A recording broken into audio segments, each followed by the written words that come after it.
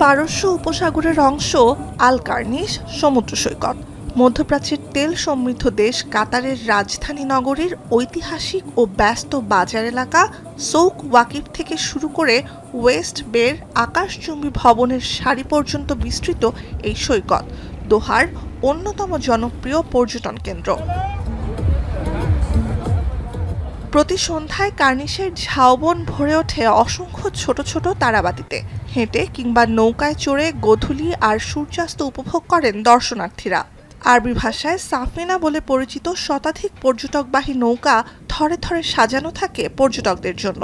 ভিন দেশে এসব নৌকার বেশিরভাগেরই মালিকানা ও পরিচালনার দায়িত্ব প্রবাসী বাংলাদেশিদের। চতুর্দিকে দেখলে এত সুন্দর সুন্দর ভবনগুলা কাতারে দেখে আনন্দ উপভোগ হয়। এখানে ট্যুরিস্ট বোর্ড আছে শত শত। এখানে প্রবাসীরা বিভিন্ন দেশের মানুষ পর্যটকরা ঘুরতে আসে এই বোর্ডে করে ঘুরে। মূলত সাগর পাড়ের এই রাতের দৃশ্য এই বোর্ডে করে দেখতে খুবই চমৎকার, অসাধারণ, মনোমুগ্ধকর একটা পরিবেশ।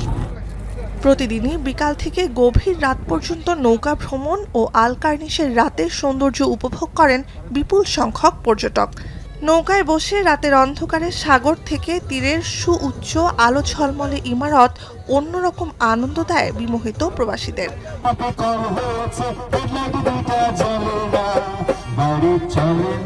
প্রবাসী ও ভিনদেশি পর্যটকদের নৌকায় চড়িয়ে আল কার্নিশ সাগর ভ্রমণ করিয়ে ভালো আয় রোজগার হয় বলে জানান বাংলাদেশিরা। এখানে সবাই সন্দ্বীপের লোক, অধিকাংশ লোক সন্দ্বীপের, কিছুমাত্র লোক আছে ইন্ডিয়ার, আর কিছু সামান্য লোক আছে চিটাঙের লোক।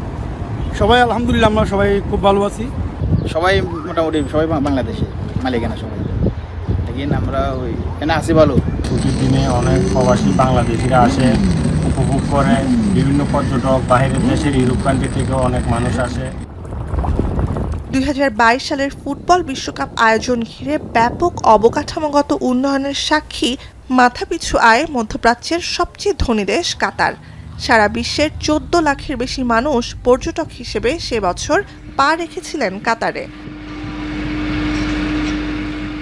নুজহাত কামাল, এখন বিশ্ব।